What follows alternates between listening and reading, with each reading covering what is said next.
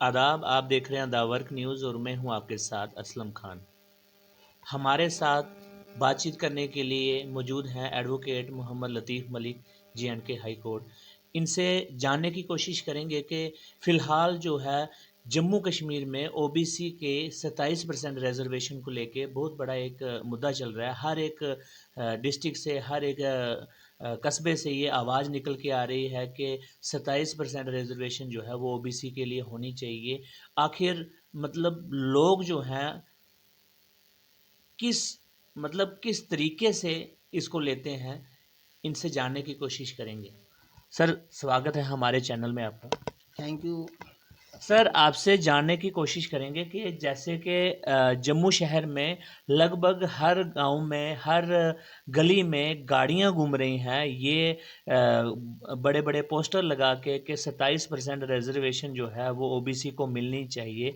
क्या आपको क्या लगता है कि मतलब ये कौन लोग हैं? असलम जी, इसमें ऐसा है कि ओबीसी के राइट्स के लिए जो था, ये 47 से ना एक गवर्नमेंट ने, जितनी भी गवर्नमेंट्स आई उन्होंने एक ऐसे मजाक ही बना के रखा कि ओबीसी ओबीसी कहते थे तो किसी को कुछ देना नहीं है। उसके बाद क्या हुआ कि अल्टीमेटली 1991 में बीपी सिंह ने इसको 27% रिकमेंडेशन जो थी, रिकमेंडेशन थी 27% रिजर्वेशन की, जो मंडल कमीशन की बेसिस पे थी, उन्होंने उनको लागू किया। और मैटर सुप्रीम कोर्ट के बाद 1992 में जो था वो कॉन्स्टिट्यूशन बेंच ने फिनिश कर दिया कि जैसे 27% रिजर्वेशन जो है वो दे दो सबको, ओबीसीज को, जो भी नॉमिनेटेड कम्युनिटीज़ हैं, जो कम्युनिटीज़ आइडेंटिफाई की गई हैं। और ऑल ओवर इंडिया में 27% रिजर्वेशन जो थी वो जॉब में, एम्प्लॉयमेंट में वो इम्प्लीमेंट हो गई। पर हमारे जम्मू कश्मीर के लोगों की बदकिस्मती ये थी कि उसके बाद जितनी भी हुकूमतें आईं, उन्होंने क्या किया कि 370 का एक डोंग रच के कि दफ़ा 370 है जी, उसके आड़ में लेकर तो एक नया ही रिजर्वेशन पॉलिसी इन्होंने लागू कर दी, जिसमें कास्ट बेस्ड रिजर्वेशन को भूल के इन्होंने एरिया बेस्ड रिजर्वेशन को 21% शेयर फ्रॉम द ओबीसी की रिजर्वेशन से दे दिया। और ओबीसी का नॉमेनक्लेचर चेंज करके इन्होंने ओएससी में लाया और ओएससी को 2% दिया। और उस वक्त 23 कम्युनिटीज़ नॉमिनेट की इन्होंने, उसको आहिस्ता आहिस्ता इन्होंने इंक्रीज़ करके अभी 27 तक चले गए थे। और वो 2% ही इन्होंने रिजर्वेशन रखी।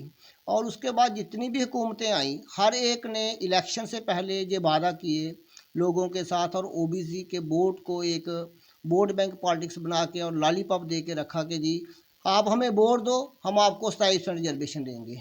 पर किसी ने नहीं दी, चाहे वो कांग्रेस हो, चाहे पीडीपी हो, चाहे एनसी हो, सबकी हुकूमतें रही 92 के बाद जम्मू कश्मीर में। अलबत्ता 2004 में पीडीपी की हुकूमत के दौरान और कांग्रेस पीडीपी कोalition में रिजर्वेशन एक्ट आया, जिसने एस आर ओ 126 को रिपील किया, और एस आर ओ जो गवर्नमेंट एक्ट आया, जो रिजर्वेशन एक्ट 2005, उसमें भी उन्होंने सेम ही चीज़ रखी। सिर्फ एसआरओ का नाम चेंज करके उसको एक्ट में लाया, बट रिजर्वेशन जो कोआ था ओबीसी थी, वो ओएससी ही नॉमिनक्लेचर रखा और 2% ही रखी। उस पर ऊपर इनकम बार, पुरानी हुकूमतों ने तो इनकम स्लैब को भी हाइक नहीं किया। उसको भी हमें जो था इनकम स्लैब सेंट्रल गवर्नमेंट ने कब से 8 लाख किया हुआ था, इसको हमने 8 लाख पहुंचाने के लिए भी सेंट्रल गवर्नमेंट के 8 लाख की इनकम स्लैब होने के बाद, जहाँ 8 साल बाद जहाँ पे वो था गणेश साहब, उस वक्त खुर्शीद अहमद गणेश साहब एडवाइज़र थे, तो पब्लिक ने उनके पास डिमांड्स की, तो उन्होंने जाके सत्यपाल गवर्नर मलिक साहब जब गवर्नर थे, उनके उसमें कैबिनेट मीटिंग में उन्होंने एसएससी की मीटिंग में उसको अप्रूव करके रिजर्वे ये जो इनकम स्लैब थी जो 8% की जे में, हालांकि गवर्नमेंट ऑफ इंडिया ने 2014 से की थी। तो उसके बाद ये जो लोग अब आ रहे हैं, अब तो 370 हटे भी, 5 अगस्त 2019 को 370 भी एब्रोगेट हो गई। उसके बाद सेंट्रल लॉज सारे इंप्लीमेंट हो गए, और लोगों को बहुत सी उम्मीद थी कि एडवांस जैसे सेंट्रल लॉज इंप्लीमेंट हो गए, 27% रिजर्वेशन तो हमको मिलनी ही मिलनी है। क्या लगता है आपको सर कि क्या किन वजह से क्या दिक्कतें आ रही हैं कि ये पूरा जो इम्प्लीमेंटेशन नहीं हो रही है अब तक? कोई रुकावट है? जैसे कि पहले बताया जाता था कि 370 की वजह से ये जो सारी डेवलपमेंट है, जहाँ और जो लोगों की डिमांड्स हैं ये पूरी नहीं हो सकती थी। अब क्या दिक्कत है? देखो, डिमांड्स तो उस वक्त भी पूरी नहीं पूरी हो सकती थी, और करी जा सकती थी अगर हुकूमतें चाहती तो, पर हुकूमतों की मंशा ही नहीं थी ओबीसी को उसका हकूक़ देने की, जिस वजह से ये डिले हुआ और डिले डेलिबरेटली और इंटेंशनली किया, क्योंकि उन्होंने वो रिजर्वेशन जो थी उसको डाइल्यूट कर दिया था। रिजर्वेशन जो थी वो कास्ट सिस्टम से उन्होंने डाइल्यूट करके उसको एरिया सिस्टम पे ला दिया था, और हमारा मेजर शेयर जो था 21% ओबीसी के से काट के आरबीए को दिया था। उसके बाद आज की डेट में भी कोई अड़चन नहीं है। हमें तो 5 अगस्त 2019 की 370 की एब्रोगेशन के बाद उम्मीद थी कि मूवमेंट सेंट्रल गवर्नमेंट सेंट्रल राज जे में इम्प्लीमेंट करेगी, 27% रिजर्वेशन भी ऑटोमेटिकली हो जाएगी। पर उस वक्त भी हमारी बदकिस्मती रही कि उन्होंने रिजर्वेशन ला वही रखा। आज की डेट में हमें जो सुनने को आ रहा है बहुत सारे मंत्री जो हैं, जो साबका मंत्री जो इस वक्त रूलिंग गवर्नमेंट के बीजेपी के जो स्टेट के जहाँ पे यूटी के अध्यक्ष हैं रविंद्र राणा जी, सेंट्रल गवर्नमेंट के जो भी हैं, और जिस तरह पे सेंट्रल गवर्नमेंट ने पहाड़ी स्पीकिंग को एसटी के स्टेटस में डाला है, उसके साथ साथ तो हमें ये भी बड़ी उम्मीद थी कि हमारा भी ओबीसी का भी 27% रिजर्वेशन जे में इम्प्लीमेंट हो जाएगा। पर क्योंकि सेंट्रल गवर्नमेंट से देरी हो रही है, इसीलिए जो ओबीसी के ही लोग हैं जो अब गलियों में, सड़कों में, गाड़ियों में घूम रहे हैं और आहिस्ता आहिस्ता अपनी आवाज़ बुलंद कर रहे हैं। और अगर ये आवाज़ बहुत जल्द नहीं सुनी गई और 27% रिजर्वेशन को इम्प्लीमेंट नहीं किया गया, तो ये लोग जो हैं जो गलियों में एक एक गाड़ी लेके या बाज़ारों में दो दो गाड़ियां लेके घूम रहे हैं, ये हजूम में आ जाएगा। क्योंकि जम्मू कश्मीर में ओबीसी की जो पॉपुलेशन है, जो वो 23-24 कम्युनिटीज़ जो थी उनकी 1931 के सेंसस के मुताबिक भी 32-33% आती है। अब स्टेट गवर्नमेंट ने जो एक कमीशन जो जीडी शर्मा साहब की अध्यक्षता में एक कमीशन बनाया था, उस कमीशन ने 15 और कम्युनिटीज़ को रिकमेंड कर दिया है उनको ओबीसी का स्टेटस देने के लिए। उसमें हालांकि कुछ कम्युनिटीज़ हैं जो उसका विरोध कर रही हैं कि हम पे अपर कास्ट से बिलोंग करते हैं, हम बैकवर्ड है ही नहीं है, हमें बैकवर्ड नहीं चाहिए। जैसे फॉर एग्जांपल सैनी कम्युनिटी ने तो वॉलेंटरली उसके अगेंस्ट प्रोटेस्ट किया है कि हमें नहीं चाहिए। उसके बावजूद आप देखें ये कुछ इन्होंने जैसे एक पाक बेस्ट रिफ्यूजी को डाला है, हालांकि that is not a caste. वो हर एक कास्ट के लोग हैं जो उस वक़्त के रेफ्यूजी होकर आए हैं, वो किसी भी रिजर्वेशन की इस जोन में नहीं आते हैं कि उनको ओबीसी में डाला जाए।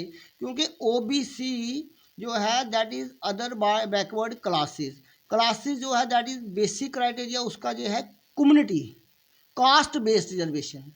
तो ये जो एक एरिया से होकर कोई रेफ्यूजी आए हैं, माइग्रेट आए हैं, उनकी डेवलपमेंट के लिए, उनकी अपलिफ्टमेंट के लिए गवर्नमेंट को और स्टेप लेने चाहिए, ना कि उनको ओबीसी में डालना चाहिए। क्योंकि ओबीसी को उनको डालने को फिर एरिया वाइज में और जहाँ एक इलाके के जहाँ एक सेट ऑफ पीपल जो माइग्रेंट होकर आए, that is not from a particular community, it is the communities who were defined and notified for as backward communities. इसलिए ये जो जीडी शर्मा साहब की अध्यक्षता में जो रिकमेंडेशंस आई हैं उस पर भी बहुत सारे सवालिया जो निशान उठ रहे हैं, और वाकई ही वो जो रिकमेंडेशंस हैं वो नाकाबिले एक्सेप्टेबल हैं, उनको नहीं एक्सेप्ट किया जा सकता। और कहीं ना कहीं गवर्नमेंट भी शायद उस पर सोच रही है।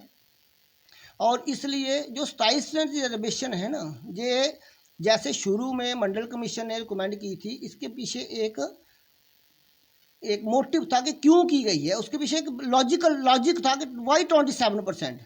उसके पीछे लॉजिक ये था कि ऑल ओवर इंडिया में उस वक़्त में के सेंसस के मुताबिक अबाउट पॉपुलेशन जो थी ओबीसी की थी ऑल ओवर इंडिया में 54% के करीब थी। इसलिए उन्होंने पॉपुलेशन का 50% की रिकमेंडेशन की थी। और हमारी स्टेट में अगर उस वक्त 32% पॉपुलेशन थी, तो अगर गवर्नमेंट वो क्राइटेरिया उठाती तो 16% हमें देनी चाहिए थी। अगर आज इन्होंने 15 और कम्युनिटी डाली है तो हमारी पॉपुलेशन तो जरूर 54 से एक्सीड कर रही होगी। तो आज तो 27% रिजर्वेशन इनको इम्प्लीमेंट करनी ही करनी चाहिए। और अगर सरकार ने, गवर्नमेंट ने इसमें देरी की तो ये जो छोटी छोटी गाड़ियाँ और छोटे छोटे आपको प्रोटेस्ट दिख रहे हैं, ये एक बड़े हजूम की शक्ल में और एक बहुत बड़ा प्रोटेस्ट यानी कि एक एजिटेशन टाइप बन जाएगा। तो इसलिए गवर्नमेंट को इसमें जल्दी करनी चाहिए जो है 27% रिजर्वेशन जो है। अभी तो सर जम्मू कश्मीर में बीजेपी की जैसे सेंट्रल गवर्नमेंट है उसमें बहुत सारे बदलाव भी देखने को मिल रहे हैं, जैसे कि रिसेंटली जम्मू कश्मीर के जितने डेली वेजेस थे उनके लिए एक ऑर्डर निकला है कि उनके मिनिमम वेजेस एक्ट, मतलब यूँ हम मान के चलें कि जैसे कि सेंटर में बैठी हुई जो गवर्नमेंट है वो जम्मू कश्मीर के हित के लिए बड़े अच्छे अच्छे फैसले ले रही हैं। तो क्या ओबीसी के लिए भी ये जो जल्द ही ये न्यूज़ आने वाली है, जैसे कि रविंदर रैना जी ने भी अपने एक बयान में बोला है कि ओबीसी का भी जल्द ही कुछ किया जाएगा। देखो, एक रविंदर रैना जी की बात नहीं है। रविंदर रैना जी के साथ और भी काफ़ी सारे जो बीजेपी के स्टेट के लीडर्स हैं, चाहे वो ओबीसी के बीजेपी विंग से बिलोंग करते हैं या किसी और विंग से बिलोंग करते हैं, और बहुत से डिफरेंट प्लेटफार्मों पे उन्होंने ओबीसी को ये अश्योरेंस दी है कि जस आपको 27% रिजर्वेशन लागू हो जाएगी, आपका मसला बहुत जल्द हल हो जाएगा।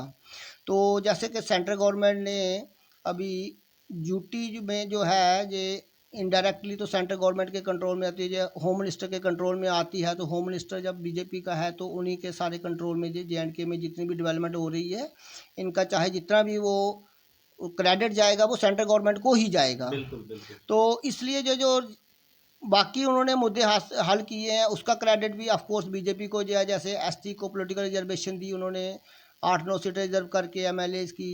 उसके बाद पहाड़ी स्पीकिंग को एसटी का स्टेटस दिया, उसका क्रेडिट भी उनको दिया। महाराजा जितना हरि भी सिंह जी की महाराजा छुट्टी। हरि सिंह जी के जन्मदिन पे जो छुट्टी अनाउंस की उसका क्रेडिट भी ऑफ कोर्स, जो काम करेगा क्रेडिट भी उसी को बिल्कुल जाएगा। बिल्कुल। उसके साथ साथ जो जितना भी डेवलपमेंट का वर्क हो रहा है जे&के में, रोड्स हैं, बिल्डिंग्स हैं, जितने भी जिस पेस से काम चल रहा है उससे भी आपको लगता है, और जम्मू में जैसे स्मार्ट सिटी का प्रोजेक्ट बड़ी तेज़ी से चल रहा है, इससे भी काफ़ी सारी डेवलपमेंट हो रही है और ये क्रेडिट भी सारा उनको जा रहा है।